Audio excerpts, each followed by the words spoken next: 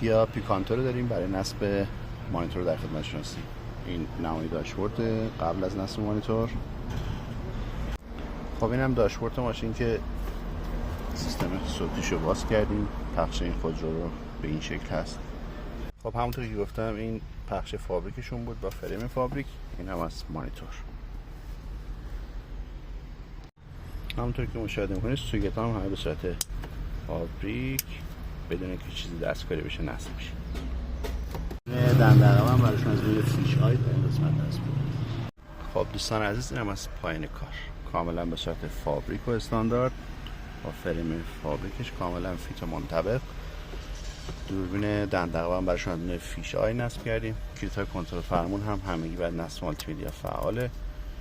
پورت USB هستشون در این قسمت همینطور بعد نصب مانیتور فعاله. این هم از کیفیت تصویر دنده عقب که از نوع HD به صورت فیش آی هست. خطکشی هم مووینگ هست که با گردش ماشین به هر طرف خطکشی هم میگرده. سپاس از همراهی همیشگیشون.